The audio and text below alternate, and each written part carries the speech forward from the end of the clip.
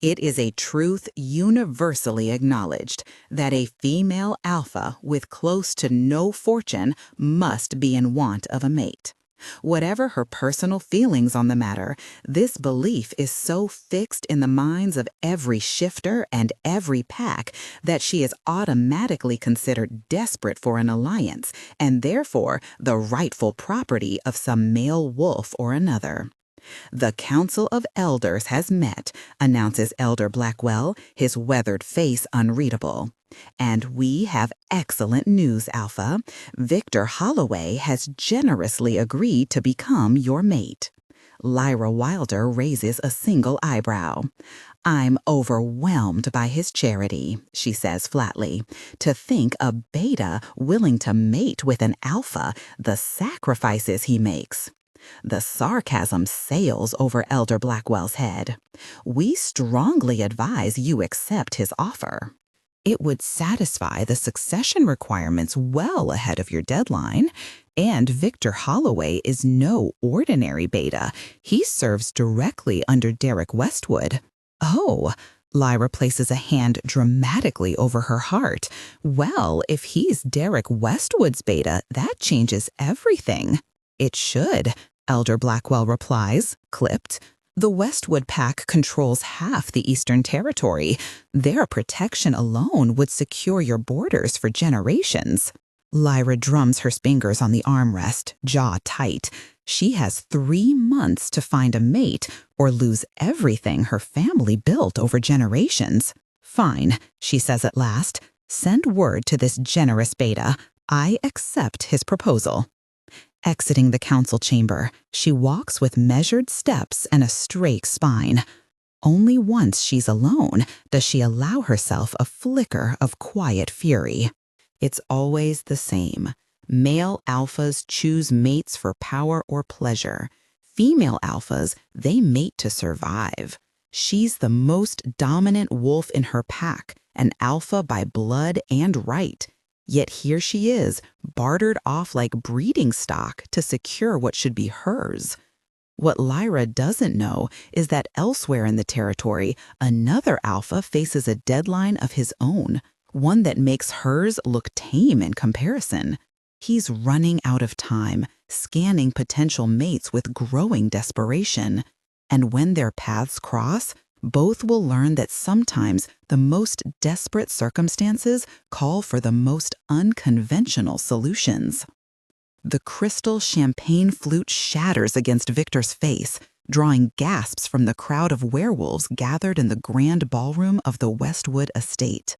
And for a second, watching the expensive liquid drip down his smug expression, Lyra feels a flicker of satisfaction because he deserved it.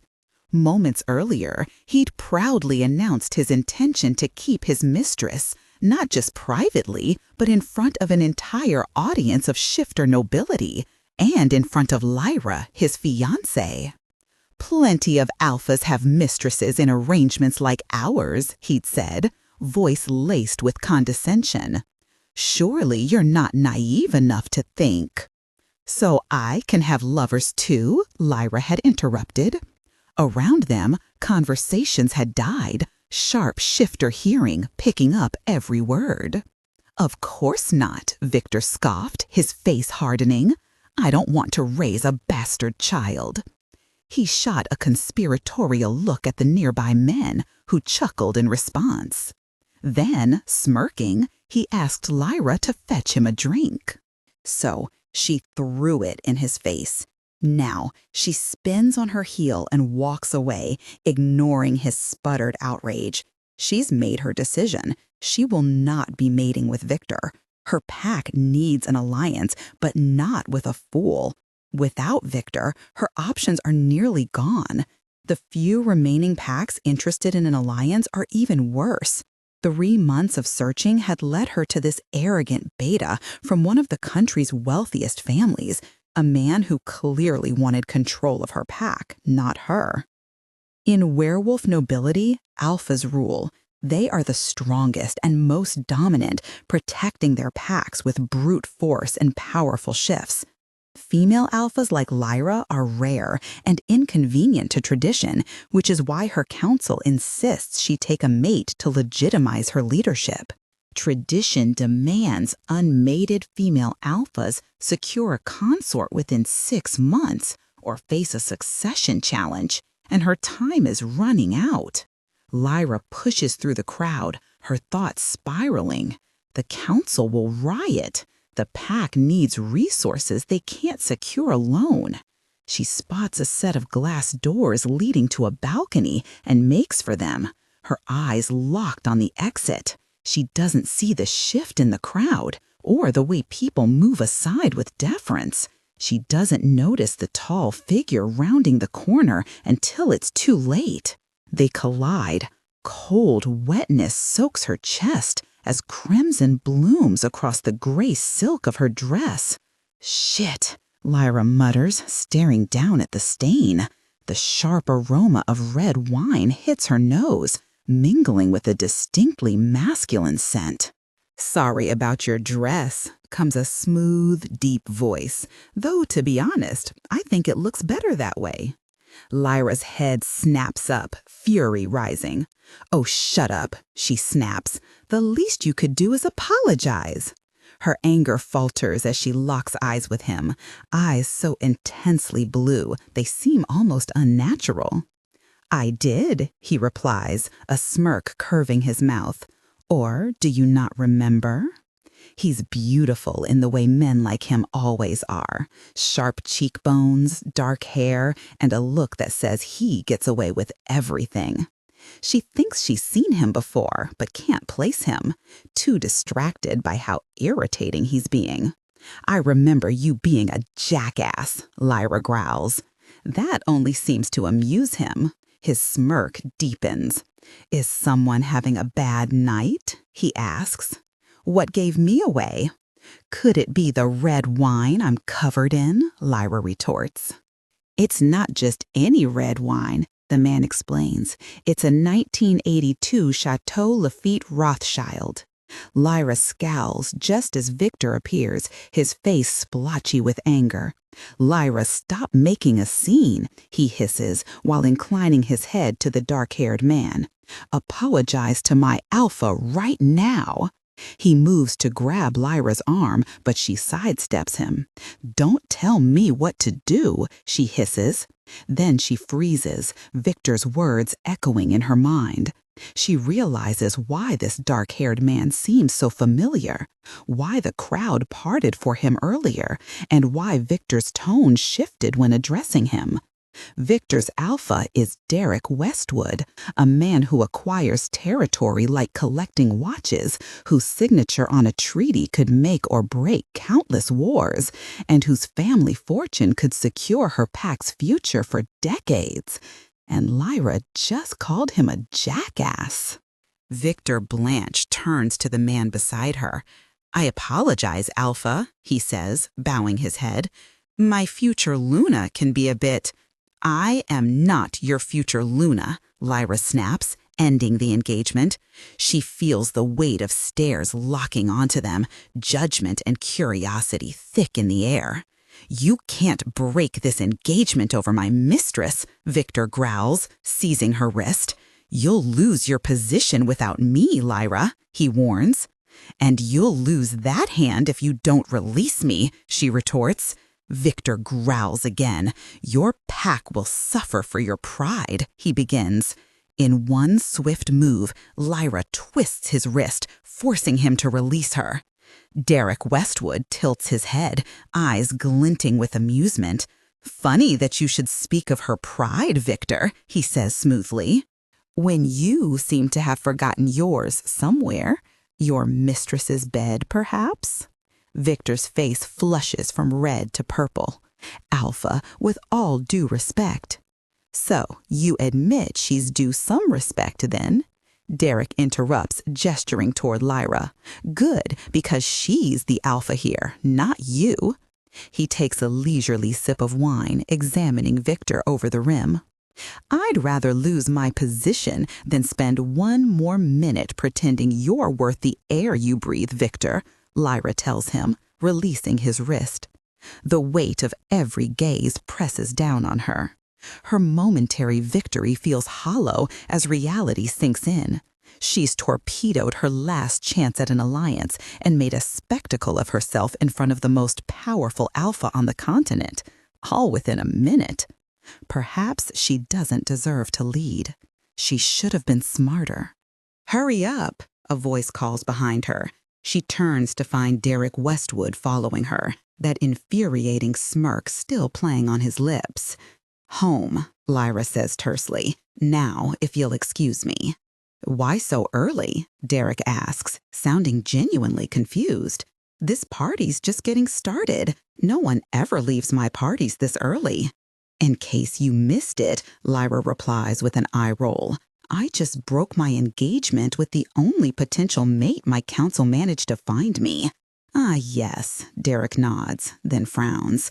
"So now I won't be finding another mate in time?"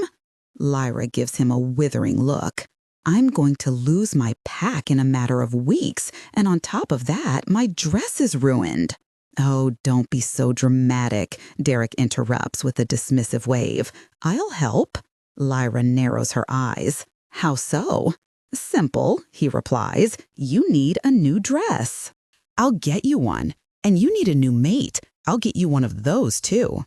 Lyra rolls her eyes. "Really? You'll help me find a mate? Of course. I already have the perfect one in mind." Lyra looks around the room. "Who?" she says, crossing her arms. Derek's smirk widens into something almost predatory. "Me," he declares as his blue eyes lock onto hers. Lyra stands in a private dressing room, staring at the array of expensive dresses Derek's staff has brought in. The party's music and chatter filter from downstairs as she tries to make sense of what is happening. And notably, why does Derek Westwood, heir to the oldest werewolf fortune on the continent, notorious playboy, and alpha to half the territory east, want to mate with her of all people? It makes absolutely no sense. "It makes perfect sense," Derek calls out cheerfully from his seat just outside the changing area, as if reading her thoughts. "You need a mate. I need a mate. Let's be mates." "Why do you need a mate?" Lyra asks, shaking her head as the attendant presents her with a dress seemingly woven from actual gold threads. "I'm just hoping to grow old with someone, you know." Derek clutches his chest dramatically. "Cold," he pauses and adds, "but valid." There's a distinct flicker in his expression, a shadow of something urgent, but it's gone so quickly Lyra almost thinks she imagined it, except she didn't. Something is definitely off. "Fine," Derek admits, reading her dubious expression. "I want a seat on the National Wolf Council." Lyra raises an eyebrow as she disappears behind the screen again. "What does that have to do with me?" "The council is voting on a replacement for Elder Blackwell in a month," Derek explains.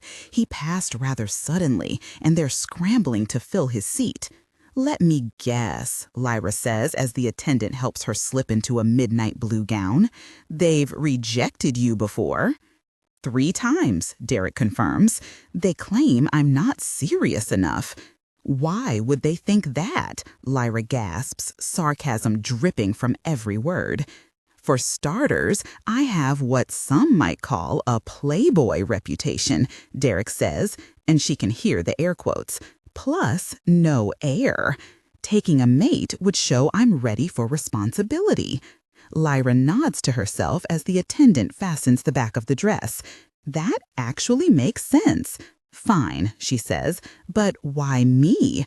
The silence that follows her question is suspicious and long. Lyra hurries out of her dressing room, stepping out in a black dress that hugs her curves in a way her usual practical clothes never do. "Well," she prompts, crossing her arms. "Much better," Derek replies, eyeing her dress approvingly. Lyra rolls her eyes. "I don't mean the outfit, smartass. I mean, you didn't answer my question." Derek hesitates. "Can't you believe I fell for you at first sight?" "No," Lyra replies flatly. Derek's smirk returns. "I heard about your situation. You need a mate for business reasons, and you're in a hurry. Am I right? Lyra nods slowly as Derek continues.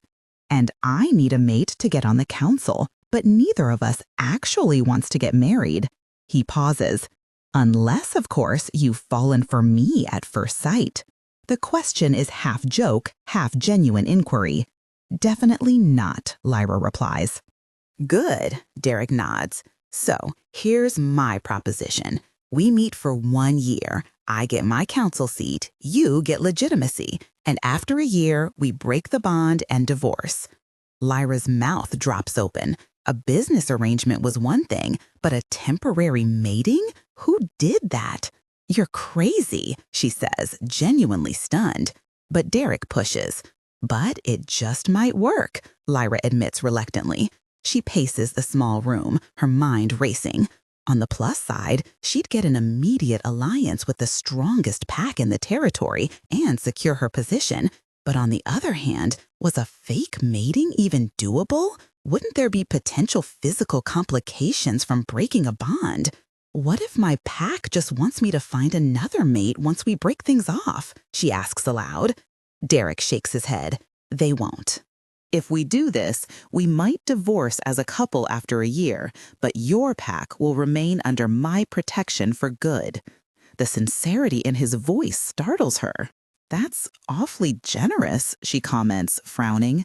Too generous, in fact. She thinks she has much more to gain than Derek does.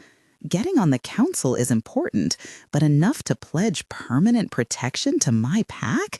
It seems too good to be true. So, we have a deal, Derek prompts, glancing at his watch.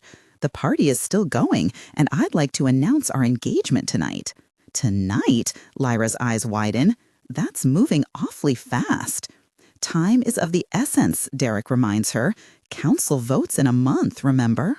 Lyra frowns, her fingers unconsciously touching the side of her neck where the claiming mark would go. For this to work, we would need to publicly mark each other, she observes, form an actual mating bond. The mating bond isn't something to be taken lightly. It's ancient magic, primal and binding. Every werewolf knows the stories of mates who tried to separate only to be driven mad by the severed connection. Derek notices her worried expression. This would all be for show, he assures her. I don't expect you to share my bed after the claim, nor ever. Lyra crosses her arms.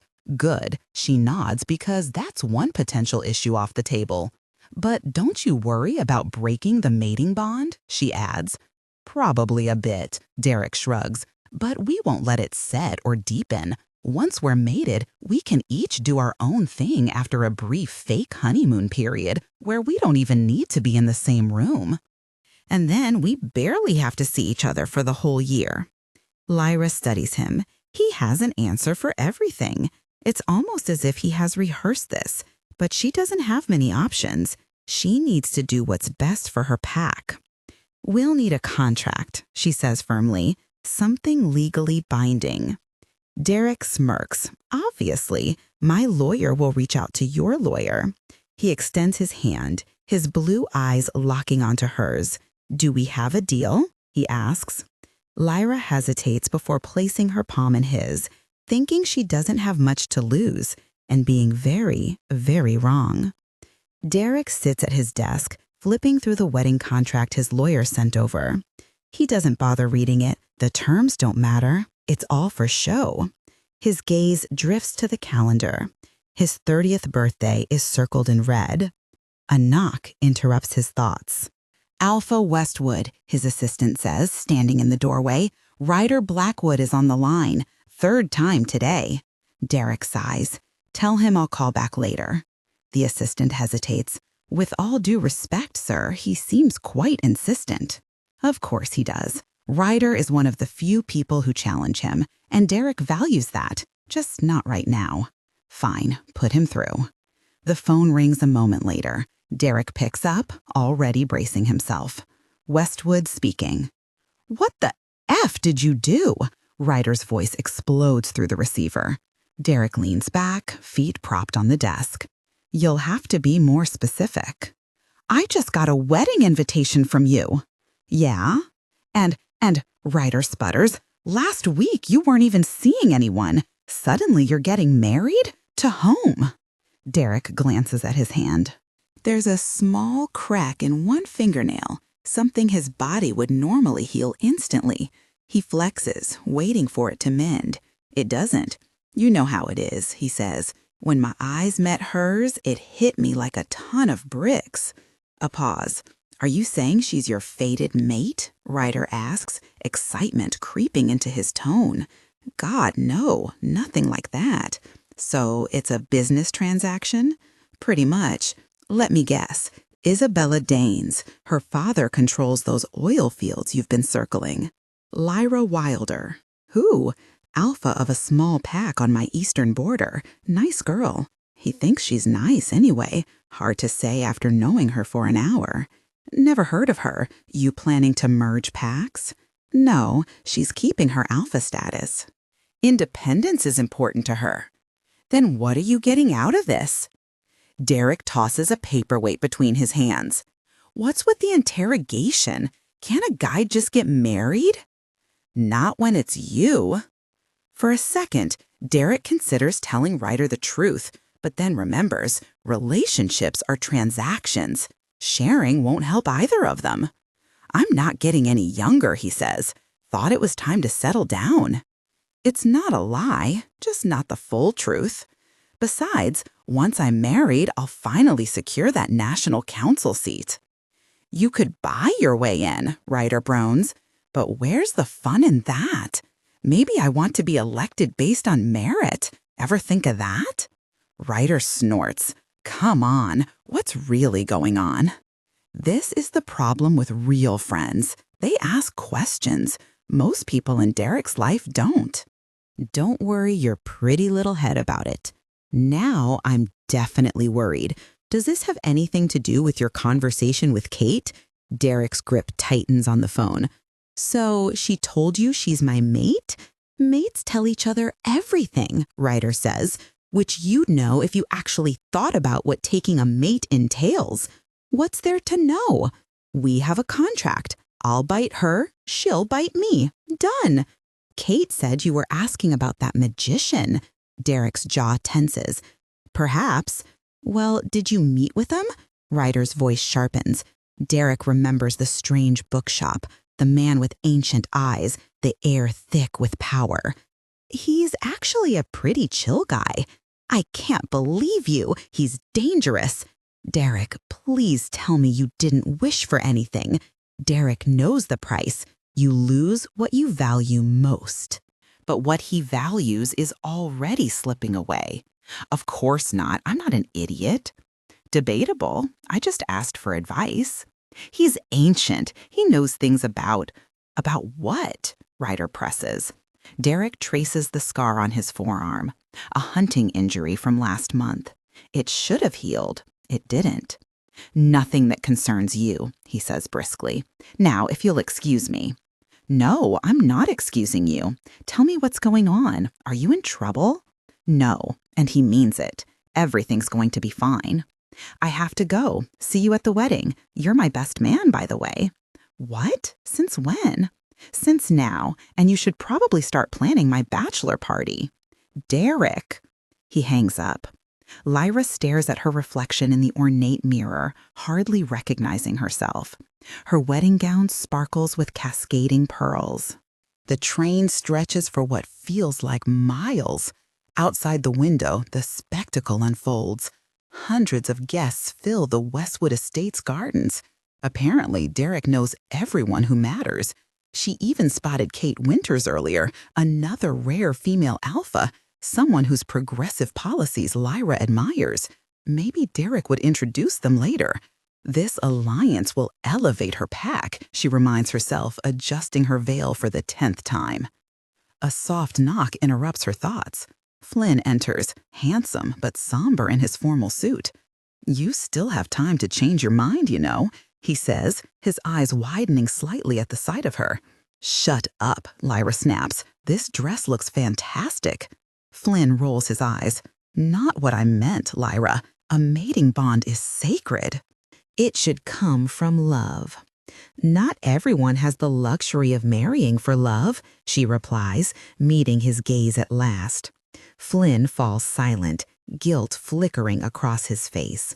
He left her to shoulder the pack's burdens alone. You should have at least had a customary courting period, he mutters. Why the big hurry? Lyra clenches her fists. Give me one solution that works as quickly and effectively as what Derek Westwood is offering. An alliance with his pack means immediate security resources. And what does he get? A council seat? Flynn scoffs. Come on. With his wealth and influence, he could easily afford that seat multiple times over. She shifts uneasily, her mind flashing back to the last time she saw Derek, at a party where he draped her in jewels and announced their engagement as if showcasing a prized possession. One dance, a warm hand on her back, and then he disappeared into his world. The contract is signed, she says aloud. Guests have arrived, and above all, the pack needs this union. A bond isn't just paperwork, Lyra, Flynn says gently. When Juliet and I mated, it changed everything. You feel their emotions. Their absence becomes physical pain. I know how bonds work, she replies sharply. Do you? Flynn counters, because Derek Westwood isn't exactly known for fidelity or commitment. Flynn, she interrupts firmly, I'm doing this now. Either support me for trying my best for our pack or leave. Something shifts in his expression, realization perhaps. He nods sadly, but steps aside. As Flynn walks her down the aisle, she keeps her gaze fixed on the marble floor, because deep down, he's not wrong. She's about to be mated to a stranger, unsure of what lies ahead. Reaching the altar, Lyra finally looks up, only to find an empty space where Derek should stand. Meeting Flynn's annoyed glance, she forces herself to scan the crowd. Curious and pitying faces stare back at her. Whispers ripple through the gathering until a sharp female voice cuts through the murmurs. Where the F is Derek? Kate Winters demands from the front row. Lyra feels a surge of mortification as the best man shrugs helplessly. Well, don't just stand there, you big oaf, Kate snaps. Go find him. Ryder turns to obey, but before he can move far, a side door bursts open. Derek strides in, tie askew, hair slightly mussed, wearing an exaggerated look of alarm that somehow still manages to charm. I'm here, he calls, waving cheerfully. Sorry, everyone, lost track of time. He moves through the crowd with the confident swagger of someone who has never faced real consequences. Lyra rolls her eyes so hard it nearly hurts. The crowd actually applauds as he makes his way down the aisle like some triumphant hero instead of someone who nearly ruined their wedding. When he reaches the altar, slightly out of breath, Lyra notices something odd. The estate isn't that large. It shouldn't have taken him this long. Derek leans in to peck her cheek. "And how are you today, my future lover?" he murmurs. Up close, Lyra sees more. His skin is pale beneath his tan, faint shadows lingering under his eyes.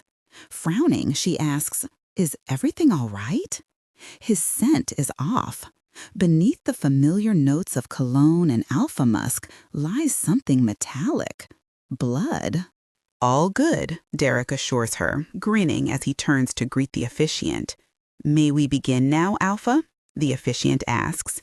"Don't ask me," Derek replies with a shrug. "Ask my future mate." The officiant turns to Lyra, who nods stiffly.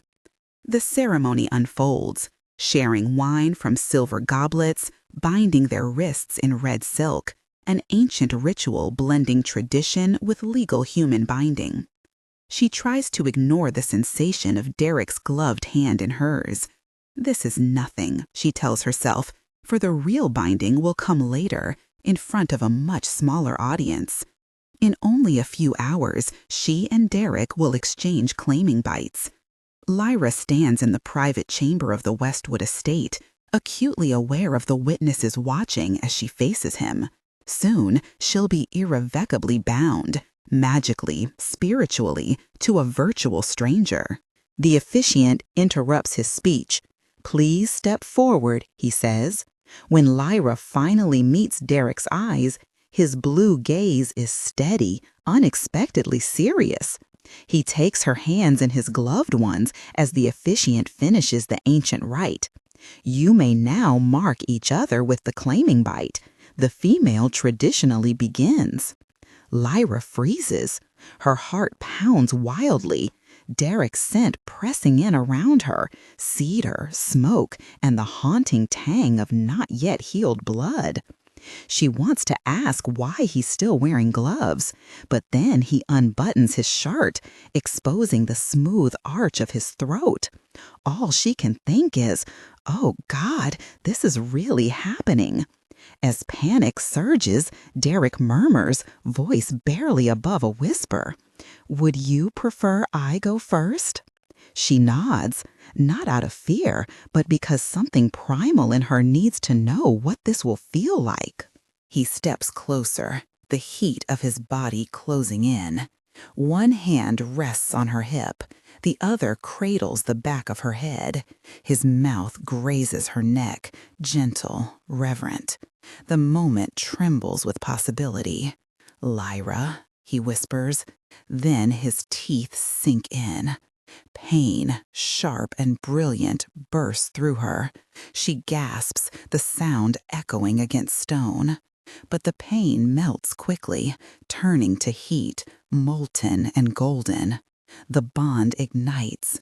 She feels everything, the taste of her blood on his tongue, the rush of heat through his body, the way his control falters as the bond roots deep. Her knees buckle. A moan escapes her lips, involuntary, her hands clutching his arms for balance, overwhelmed by his scent, now addictive, craved.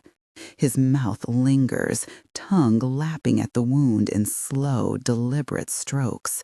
It's meant to soothe, but it burns, tender and raw. She arches into him before she can stop herself. Her fingers thread through his hair, meant to pull him away, but instead they keep him there. The bond tightens, anchoring her to him. It feels like being claimed completely. When he finally pulls back, his pupils are blown wide.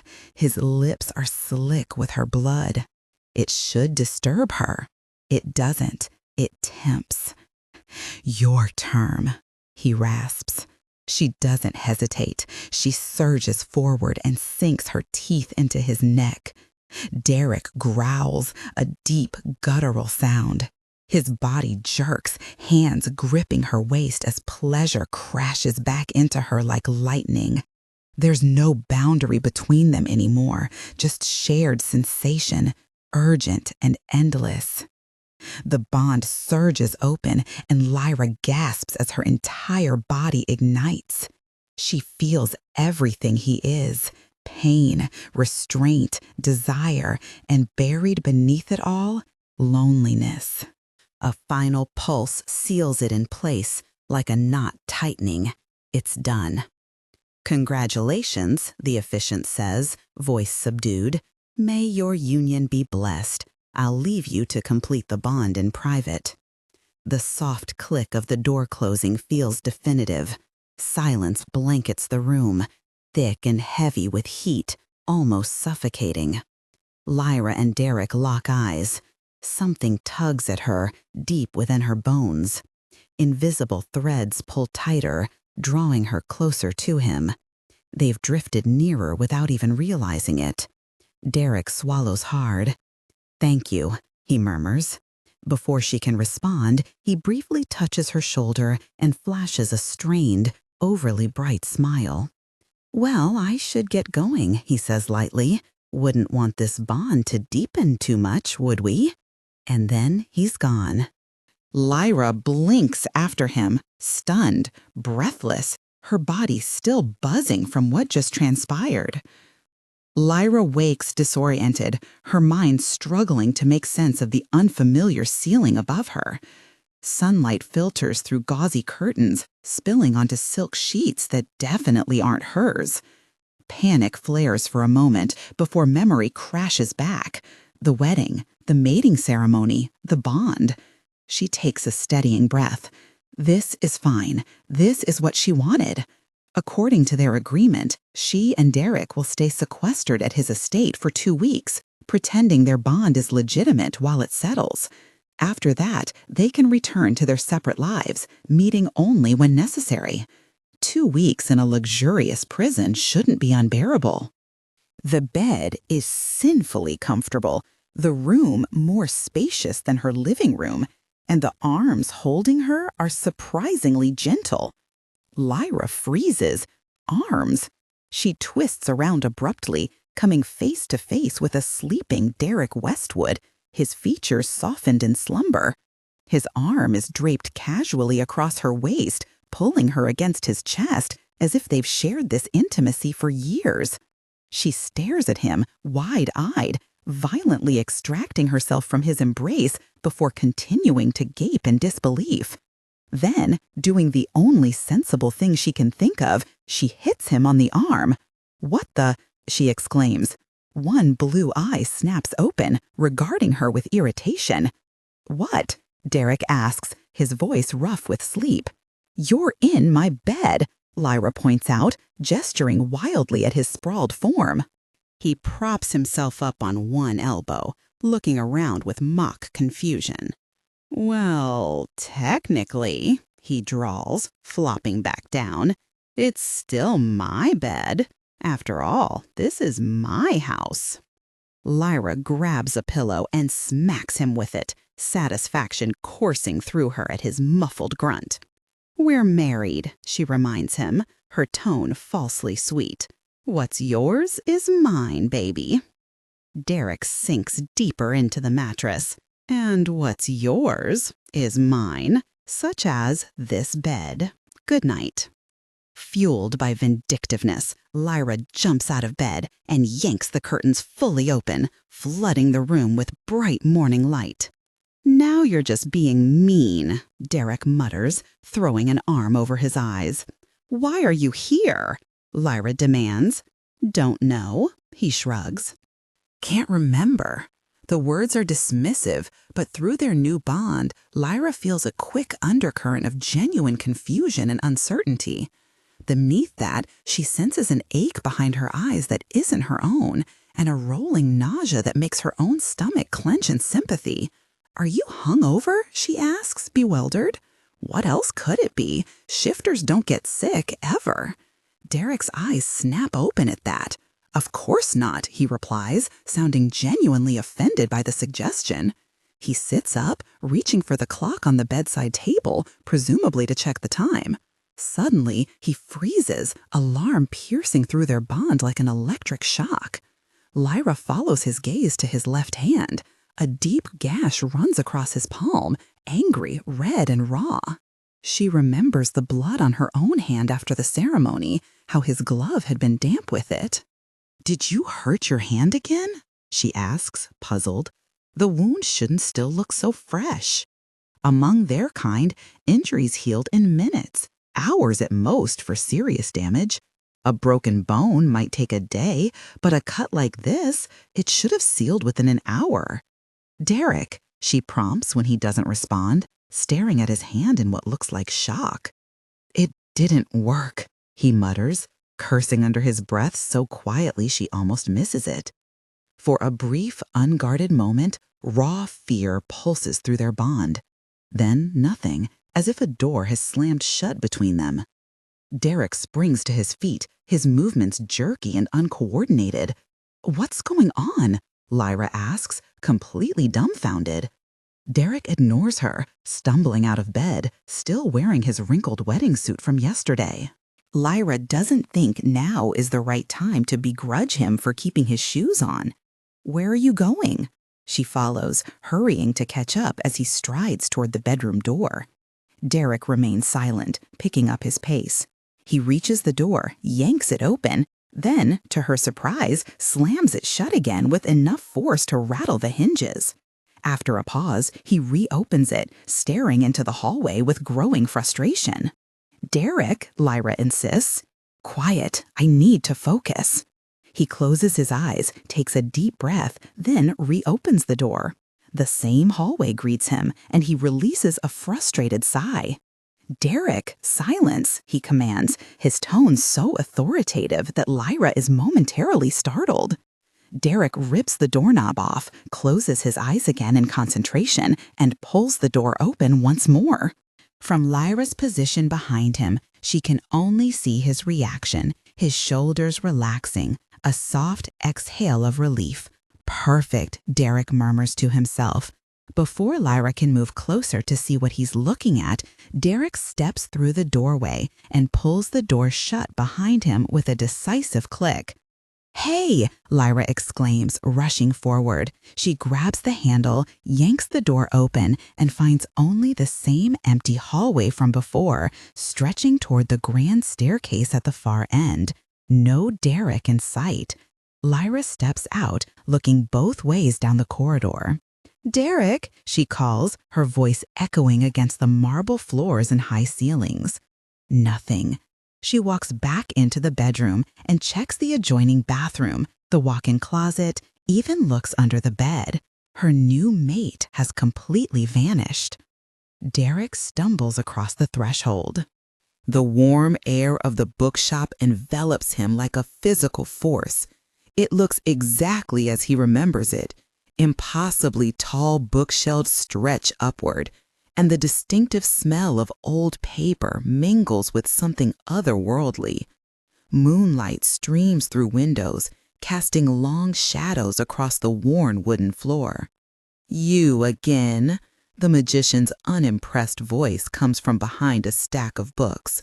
He emerges, green eyes flat and unreadable, his copper hair falling carelessly across his forehead. "And after we spent hours explaining why you shouldn't make a wish to break that curse of yours," he adds, sounding put off. The human girl who works for him appears from between the shelves, carrying what looks like an ancient scroll. Her eyes widen when she spots Derek. "Oh, great, the rich wolf is back." She sets the scroll down with a sigh. "I didn't come to make a wish," Derek snaps impatiently, "though I'm very much still cursed." Adrian tilts his head, studying him like a bug under glass. "What was your curse again? We see a lot of people with curses." "Losing my powers," Derek snaps, holding up his injured hand. The cut from before the wedding ceremony still hasn't healed, a glaring reminder that time is running out. He'd almost missed his own wedding trying to come up with something to hide away that thing. He needs to find a mate before he turns 30 or he becomes human. "Oh, that's not one of mine, is it?"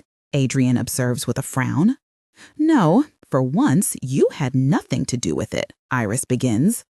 "Focus," Derek interrupts, frustration mounting. "You assured me finding a mate would break the curse." Adrian picks up a dusty book, flipping through it absently. "I told you taking a mate would be easier than making a wish." Derek pauses at that. "What's that supposed to mean?" "What I said before," Adrian replies. "I could break your curse for you, but it would cost you what you value most." "Yes, I remember," Derek snaps, "which would most likely be the very powers you're hoping to preserve." "Precisely," Adrian reminds him. "Hence why I encouraged you to try breaking it like everyone in your family has." "And I did," Derek waves his injured hand in the magician's direction. The Westwood family curse has lingered for generations, ever since a distant ancestor angered a powerful witch. Every firstborn who fails to mate by the age of 30 loses their wolf side. Derek grew up hearing the tales and witnessing the fallout, like what happened to his Aunt Pelliner when she refused to mate. She lost her powers, her standing, everything. He always assumed he'd find someone in time. Never did he imagine it wouldn't work. Are you certain about the curse's conditions? Adrian asks, setting his book aside. Of course, Derek replies. My father had it. My grandfather had it. Can't you ask them about it? Iris interjects. Both, Derek snaps, then adds, though not from the curse, as if that somehow matters. How do you know it's still active? Iris presses. He holds up his hand. I should have healed by now. A few months ago, it would have taken seconds. I'm becoming more human every day. By 30, it'll be permanent. Oh, Iris shrugs. Being human's not so bad. Derek glares. The very thought makes his skin crawl. Weak, vulnerable, powerless. No shifting, no leading his pack. Everything he values would be stripped away. To him, it's torture. Maybe you didn't mate properly, Adrian muses. We did everything by the book, Derek insists.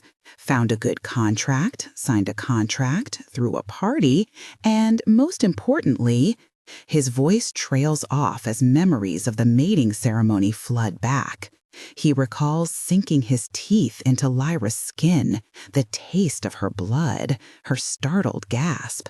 Then her teeth found his neck in return, and the world seemed to implode. I'm sure we're mated, Derek finally says, shaking off the memory. We signed a contract and everything. How romantic, Iris drawls sarcastically.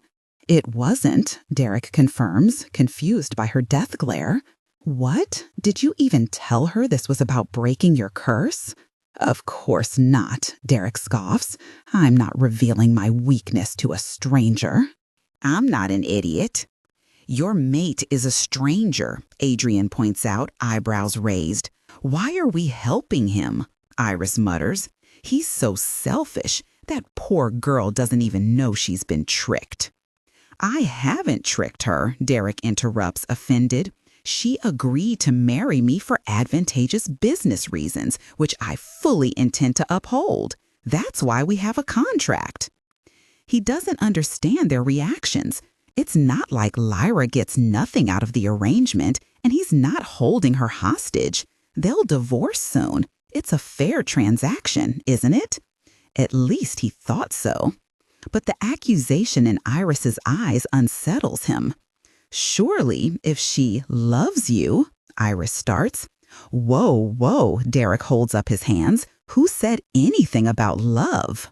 I told you this was contractual. Adrian slaps her palm against her forehead in exasperation. The sound echoes through the shop. What? Derek asks, confusion growing. Adrian looks at him with pained disbelief.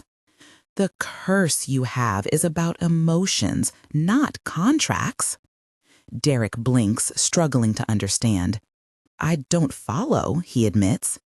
Mings generally happen because someone is in love, Adrian explains, as if speaking to a slow child.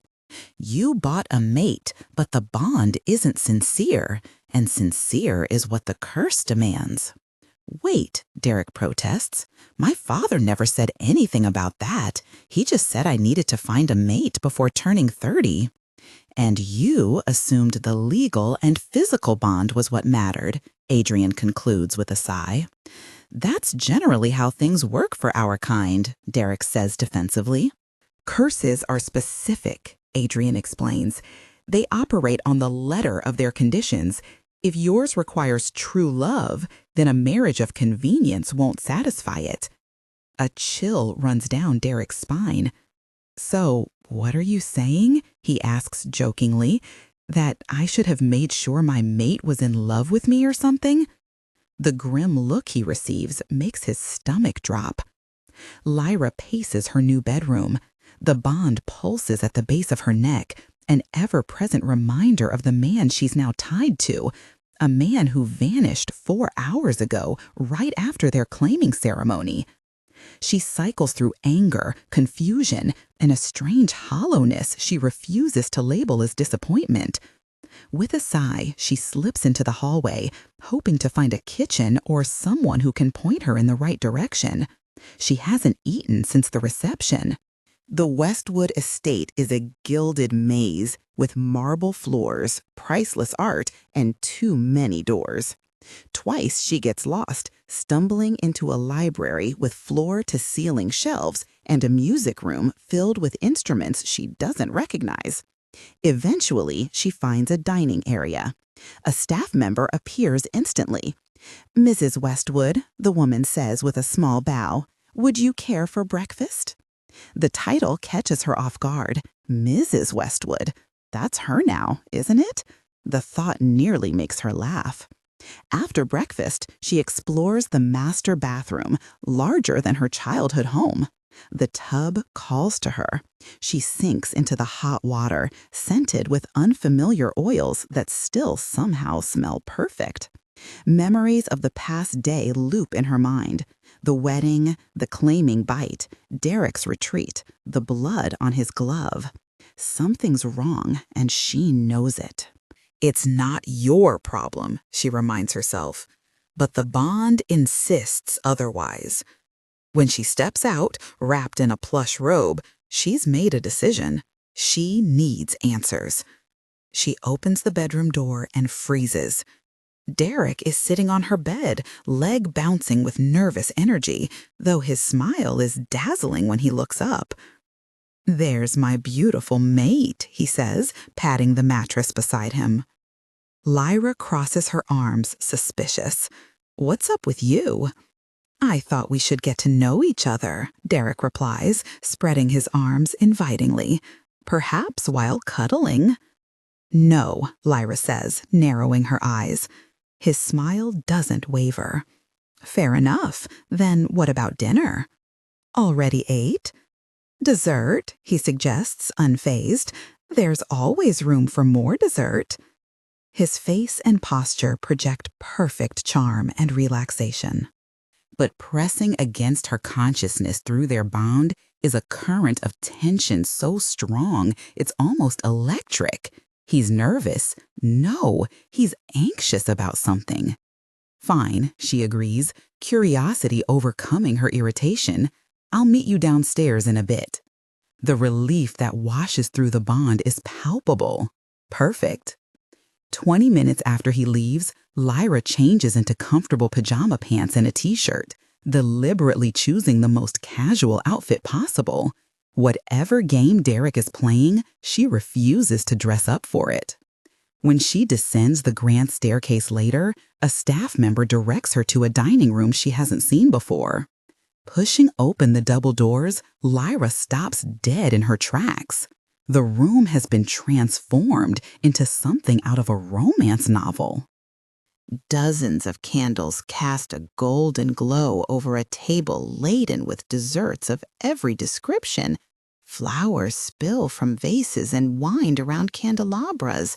In one corner, a string quartet plays softly, and in the center of it stands Derek, wearing a tailored suit that makes him look like he stepped off a magazine cover. "What is this?" Lyra gestures at the entire setup, completely bewildered. "Dessert!" Derek exclaims, waving at a chair. "Please sit." Lyra looks around suspiciously. There are dudes playing the violin. "Do you prefer the piano, darling?" Derek asks, grabbing her hand and leading her toward the table. She pulls her hand away. "Okay, seriously, what's going on?" "Nothing." His smile is too bright, too forced. Through their bond, his anxiety spikes. "Then why are you stressed?" she challenges. He pouts. Actually pouts like a child caught in a lie. Maybe because you're tense.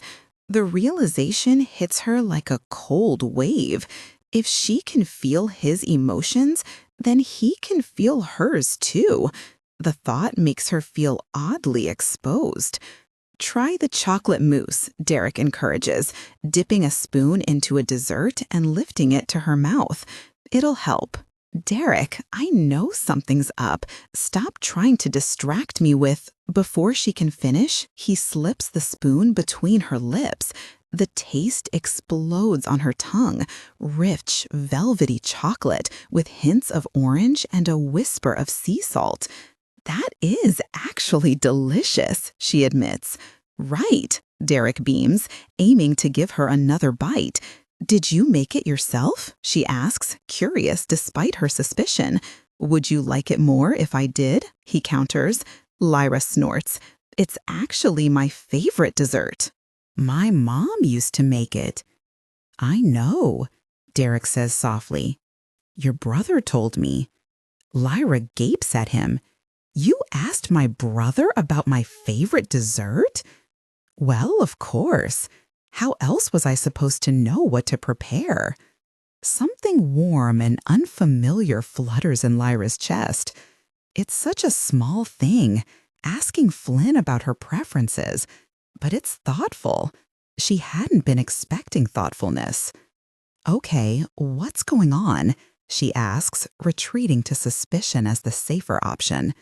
This morning you didn't remember how you got into my room, and then you got all weird and disappeared. Derek glances nervously at the string quartet, his hand reaching for hers again on the table. And your hand is still injured, isn't it? Lyra continues, her voice rising. Which is why you're wearing your gloves. Derek plants his hand over her mouth to silence her. Their eyes lock, and his practically scream at her to be quiet. Then he turns to the musicians and staff. Leave us, he commands, his tone allowing no argument. The room clears in seconds, leaving them alone among the candles and flowers. What's going on with you? Lyra demands, using the tone that makes her pack members snap to attention. Answers now. Fine, Derek raises his hands in surrender. I need us to renegotiate the terms of our contract. Lyra tenses, her mind immediately jumping to worst-case scenarios. How so? She asks cautiously. I'm not about to become your side piece, Luna. No, he interrupts quickly. You'll still get the full support of my pack as promised. Okay, she relaxes slightly. Then what is it you would like to review? Through their bond, she feels his fear spike dramatically, and it hits her with such force that her own heart starts racing in response. Whatever this is, it genuinely terrifies him. I'm going to need you to do something for me, he says, meeting her eyes. It's very important, vital, in fact. Okay, what? Derek sighs deeply. I need you to fall in love with me. He pauses, then adds with complete seriousness. For real? Lyra blinks, waits for the punchline. When it doesn't come, she starts to laugh. I'm sorry, did you just say you want me to fall in love with you? Lyra repeats for what feels like the 100th time. That's right, Derek beams. Starting right now would be great. Right. Lyra stands, shoving her chair back from the candlelit table. I'm going to bed already. Derek blinks, hopping up to follow her. Well, if you insist. Alone, she snaps. But Derek Westwood is not a man who takes no for an answer. The next morning, Lyra wakes to find every surface in her room buried beneath flowers.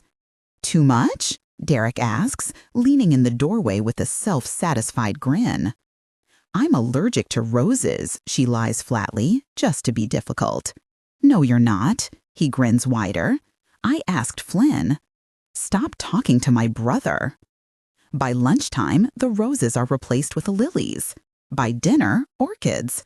When Lyra complains about the waste, Derek donates them all to local hospitals, which is actually kind of nice. Damn him. Then the following day come the gifts, and Lyra can't even run away. They're stuck playing pretend honeymoon for the next 2 weeks. So she has to take it when a Ferrari appears in the driveway. Your brother mentioned you like sports cars, Derek explains cheerfully. He gestures to the diamond necklaces Tad has brought in velvet boxes, matching her eyes, and presents a small island deed. Everyone needs a vacation home, he insists. You can't buy my love, Lyra snaps. Obviously, Derek agrees, which is why I also wrote you a poem. He clears his throat dramatically. "Read it to me, and I will literally bite you," Lyra warns. Derek's eyes light up. "Is that a promise?" he asks, wiggling his brows. Through their bond, his amusement hits her like a wave. The bastard is enjoying this. Worse, underneath the grand gestures and ridiculous charm, sincerity keeps slipping through. Thanks to the bond, he has a direct line to her mind. "What's your favorite season?" Derek asks one afternoon. "The season when you leave me alone." "Favorite color?" "A nice shade of go away." "Oh, come on," he teases. "I know it's blue, like my eyes." He wiggles his brows. "Childhood dreams?" "To never have had this conversation." But then he asks about her pack, and his curiosity feels real. That unsettles her. She finds herself answering in fragments, and when his interest deepens, she doesn't know how to handle it. Stupid bond. It blurs everything that should be simple. Derek wants something from her, and she cannot, must not believe it's love. Yet something twinges in her chest because beneath the showman's grin, she feels his tension, his fear. Whatever game he's playing, the stakes are higher than he lets on. That night, after he butchers a serenade of "Can't Help Falling in Love with You," retitled "You Can't Help Falling in Love with Me," she finally snaps. It doesn't even make sense. She throws her hands in the air. "Why would you want me to fall in love with you now? We're supposed to break our bond in a year." As soon as the words are out, she regrets them. But Derek, stupid, sensitive Derek, feels it through their bond. He follows her to her room. "Is that what's worrying you?" he presses, intrigue and concern bleeding through.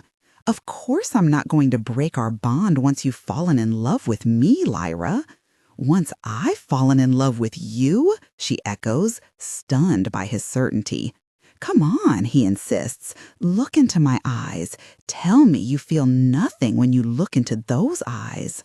"I feel the urge to smack you," she grins and slams the door in his face. Alone, her hand drifts to her chest. The truth is, she does feel something. She feels everything he's trying to hide. Fear, loneliness, and a sort of intrigue that grows the more she resists him.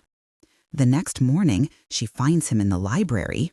His perfect hair is tousled, and there's that faint metallic tang in his scent again. "And what about you?" she asks softly. "Will you be falling in love with me then?" He quiets, eyes searching hers. "Would you like me to?" he asks, almost sheepishly. "No, I want to fall in love with someone I'm bound to, only for him to feel nothing back, then spend eternity reminded of it every single day," she snaps. "You're being sarcastic, aren't you?" he asks wearily. "Of course I'm being sarcastic," she retorts. She turns to go, but he catches her arm, gentle, hesitant. "Okay," he says slowly. "I get it. I've been an ass." Lyra stares at him. "It isn't fair to expect you to love me without any hope of reciprocity." He clears his throat, eyes troubled. "If you'd like me to, then I will. I'll try." "Try?" Lyra repeats, stunned, as if it's some kind of chore. "Well, I can't make any promises, can I?" Derek snaps. "I mean, you're not making much of an effort at being seductive here." He gestures to her oversized pajamas. "Of course I'm not. You're the one who wants me to fall in love with you, not the other way around." Derek crosses his arms and pouts. It's infuriating how cute the pout is. Lyra suspects he knows it. Days blur together. Lyra wears her rattiest sweats. She talks with her mouth full. She leaves wet towels on his expensive furniture. She's trying to wear him down, but the more she pushes, the more entertained he seems. And through the bond, she starts to feel guilt. "Look," he says, I just want us to try and make this relationship work, all right? Can we do that? Just give the bond a real chance. Something fragile and frightened pulses through the bond. It catches her off guard. But why now? She asks, folding her arms. What is all this, Derek? You never wanted a real relationship before. He doesn't meet her eyes. I thought of a great idea for a date. See, Lyra interrupts. I'm not stupid. Something's wrong. I feel it through our bond. And every time I bring it up, you distract me with another ridiculous gesture. The Ferrari wasn't ridiculous, he observes. You love it. She does love it, but that's not the point. Stop it, Lyra explodes. Stop trying to distract me with gifts and your stupid, charming smile. If you actually want this to work, then be honest with me for once. His breath hitches through their bond. She feels his hesitation waver. Fine, he whispers, looking away. I'll tell you everything. You will? She asks, surprised. Yes, I will, he swallows, if you go on an actual date with me. The vulnerability in his eyes makes her want to run. This isn't the flashy alpha she knows how to handle. One date, she says, her voice rougher than she'd like. And then you tell me what's really going on. He nods. The restaurant is all warm woods, gleaming silverware. Exactly the kind of place Lyra would have expected Derek to choose, except for one detail. A human restaurant. She raises an eyebrow as they're led to a secluded corner booth, worried someone might overhear something compromising. The maître d' pulls out her chair with practiced elegance, and she catches only the faintest widening of his eyes at her casual dress. She had deliberately chosen jeans and a simple blouse, refusing to play into Derek's games. Can't a man just want good Italian food? Derek deflects. When Lyra says nothing, he sighs. Fine, you're right, he admits, running his hand through his hair. God, this bond is so annoying, he adds. Lyra tracks his movements with her eyes. Sometimes when Derek moves, she swears she can feel it pull taut between them. Like now, as he settles into his seat across from her, she has to resist the urge to lean forward to close the distance. It's irritating how her body seems to crave his proximity. He's right, their bond is annoying. The waiter appears with leather-bound menus, and with practiced ease, Derek picks something for them. Tell me something about yourself, he asks eventually. That wasn't part of the deal, Lyra observes. Does everything have to be a deal with you? He leans forward. This is a date, Lyra. People date to get to know each other. Through their bond, she feels his genuine curiosity. Fine, she concedes, taking a fortifying sip of wine. What do you want to know? Something juicy, personal, Derek suggests, sounding excited by the prospect.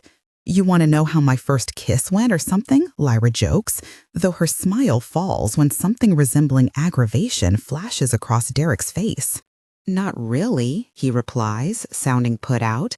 Not when you and I haven't even kissed yet. What a baby, Lyra thinks, though for some reason she finds herself looking frantically for something to make him smile again. Fine, you want something real? I resented my brother for years, she declares. Derek's eyebrows shoot up, tantrum forgotten. But you two seem so close, he observes. Yeah, I guess we are, she says, tracing a pattern on the tablecloth. But growing up, it always felt like I had to work twice as hard as him, only to be valued half as much. This isn't something she ever told anyone because it embarrasses her, makes her feel petty. I trained so hard to make myself stronger, but at every council meeting, every pack gathering, they'd look to him first. Are you sure it wasn't just because he was older? Derek observes cautiously. Lyra gives him a flat look. How many female alphas do you know? Point taken, Derek says, taking a careful sip of wine. Their food arrives, and Derek watches with amusement as Lyra practically inhales her first few bites. I still feel awful for resenting Flynn, though, she admits eventually. He never asked for any of it. Sounds like you resented the system more than your brother, Derek observes, reaching for the wine bottle again. Your turn, Lyra says. What's really going on with you? I'm having a lovely dinner with my beautiful mate, that's what, he replies. Lyra refrains from rolling her eyes.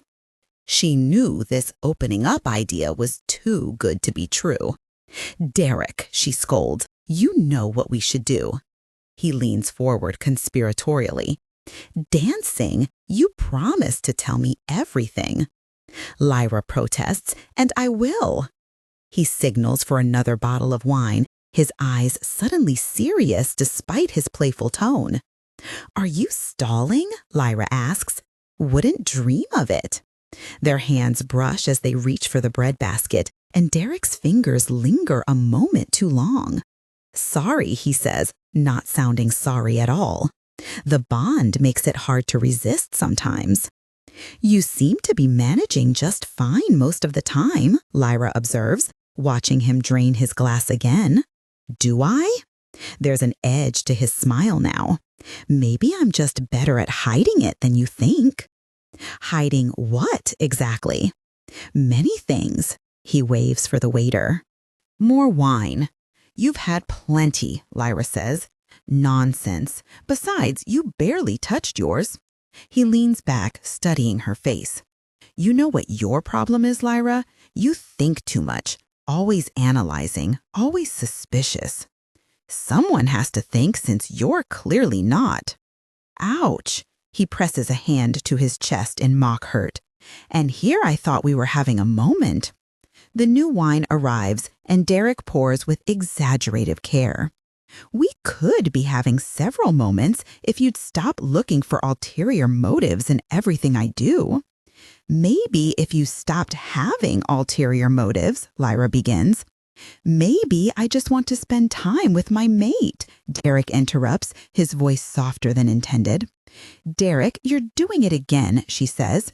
He interrupts, wagging a finger at her. I can feel you trying to figure me out through the bond. Very sneaky. Lyra watches him more carefully now, the slight listing in his chair, the delayed focus of his eyes. Are you feeling all right? She asks cautiously. Never better. He gestures expansively, knocking over his half-full glass. It hits her then, the slight slur in his words, the delayed reactions, the clumsy movements so unlike his usual grace. Derek, she says slowly, are you drunk? He blinks, puzzled, then snorts. Don't be ridiculous. It's human wine. It doesn't affect us. Well, usually. He trails off, staring at his glass like it's betrayed him. Then he starts laughing, a controlled sound that quickly edges toward hysteria. Oh, this is perfect. This is just... He runs a hand through his perfectly styled hair. First, I can't heel properly. Then I can barely shift. Now, I can't even handle human alcohol. His laugh turns bitter.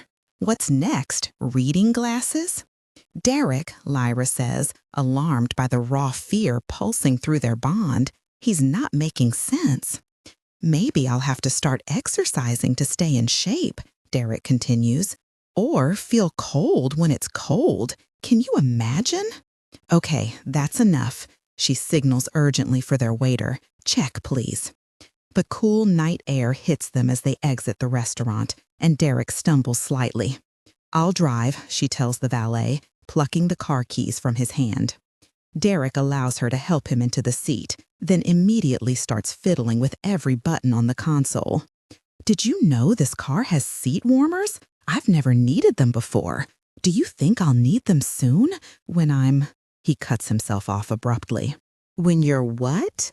Lyra asks carefully, pulling into traffic. But Derek has already moved on. The bond between them feels thick, hazy with wine and something warmer. Once they're back inside his home, he keeps swaying into her space, his usual cologne mixed with expensive wine and that underlying scent that's purely him. You smell nice, he murmurs. His hand finds her waist, steadying himself. Have I mentioned that before? You're very drunk, she tells him, trying to ignore how the bond purrs at their proximity. Maybe. His thumb traces small circles against her hip, but that doesn't make it less true. Derek, do you ever want to touch me? The question comes out soft. I want to touch you all the time. It's terribly distracting. Through their bond, she feels a surge of longing so intense it makes her breath catch. You never said anything, she manages. Of course not. He's playing with a strand of her hair now. You already think I'm ridiculous. Getting him to his room is an exercise in restraint because, yes, of course she feels it too, that constant pull, the way her skin seems to hum when he's near. And now Derek keeps finding excuses to touch her, a hand at her lower back, fingers brushing her arm, leaning close. She helps him sit on the edge of his bed, trying not to notice how the bond stretches taut between them. You know what I just realized? Derek says. We've never kissed. Before she can react, he leans in and presses his lips to hers. The kiss is surprisingly gentle, almost sweet. Their bond flares bright and hot between them, and for one dangerous moment, Lyra lets herself sink into it, the softness of his mouth, the way he tastes, the bond singing between them. Then he pulls back, blue eyes heavy-lidded. I suppose I should tell you now, he murmurs, about what's happening to me. You don't have to, Lyra protests. No. He waves a hand dismissively, toppling over onto the mattress. You've been very patient, more than I deserve, really. Lyra sits beside him, careful to maintain distance, even as the bond urges her closer. I'm listening. Derek sighs, shutting his eyes. She thinks perhaps he's fallen asleep. But then, I'm turning into a human, he murmurs, which is why He waves a hand over his form. Why? She asks, appalled. She'd noticed something seemed off about his health, but this? Why are you turning into a human? Curse, Derek mutters. What? Through their bond, she feels his fear spike sharply, though his voice remains light. My great-great-grandfather, he continues, managed to thoroughly offend a rather powerful witch. You know how these things go. He attempts to loosen his tie and nearly strangles himself. She cursed you to become human? Lyra asks. Should I not find a mate before I'm 30? Derek says, cracking an eye open and adding, a mate who's not just bound to me for financial reasons, one that, loves you? Lyra asks, watching Derek nod tiredly. I didn't know that when I met you, he explains. I thought having a bond would be enough. Lyra realizes everything now.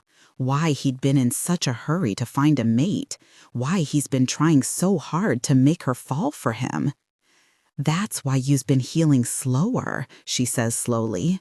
Why you can barely shift anymore. She wants to be angry.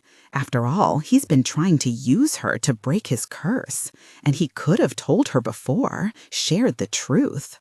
But through their bond, bitter self-recrimination floods her senses, mixed with growing drowsiness. Perhaps it's because she is magically attuned to his feelings, but she can't help but think that in his shoes, she probably would have done the same. She doesn't think she'd have trusted a stranger with such a damning secret either. And Derek has been honest about wanting her to fall for him, just not why. Do you really not like me at all? He asks, interrupting her thoughts. Not even a little bit?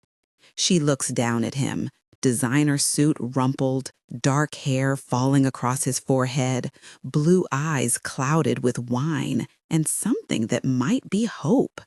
For once, his expression matches the vulnerability pulsing through their bond. But before she can answer, his eyes drift shut. He pats her hand with surprising gentleness. It's okay, he murmurs. I know you're just here for your pack. I understand. Then he's asleep. leaving Lyra to stare at him in the darkness, her heart beating too fast and the bond humming between them like a living thing. Because the truth is, she does like him, and she has no idea what to do about it. Derek wakes to what feels like an army of dwarves mining in his skull. The sunlight streaming through his windows is unbearably bright, and his mouth tastes like something died in it. So this is a human hangover. Fantastic. He makes it halfway to his private bathroom before the nausea hits. Barely reaching the toilet, he discovers another delightful aspect of being human: violent illness. Alpha Westwood? His housekeeper's voice comes through the door. Are you all right? Derek forces his voice to sound steady. Fine, just exercising. At 6 in the morning? In your bathroom? New workout regimen? He retches again, quieter this time. Very exclusive. A pause. Should I call someone? Absolutely not. He summons every ounce of authority he can manage while hugging a toilet. I'm perfectly fine. That will be all. 2 hours and 3 rounds of vomiting later, Derek is decidedly not fine. He's curled on the cool tile floor, wondering if death might be preferable to this when he catches a familiar scent. You look awful, Lyra announces from the doorway. Derek doesn't bother lifting his head. Impossible. I never look awful, right? He hears her moving around his bedroom. The bathroom light dims mercifully. Flynn's mate, Juliet, offers human hangover remedies: water, painkillers, and something called electrolytes. Derek, however, declares he needs nothing except perhaps a quick death. Lyra ignores his dramatics, helping him sit up and pressing a bottle of water into his hands. Small sips, she instructs, handing him some pills. He eyes them suspiciously. What are they? Advil, very exotic. Despite his protests, he lets her take care of him. The medicine helps, and soon the room stops spinning so violently. When she guides him back to bed, he doesn't resist. This is humiliating, he mutters into his pillow. Yes, because I had such a high opinion of you before. Her touch is gentle as she smooths his hair back from his face. Without thinking, he leans into her hand. You don't have to stay, he says, even as he shifts to rest his head in her lap. Shut up and rest. Surprisingly, he does. Her fingers comb through his hair, and the bond hums contentedly between them.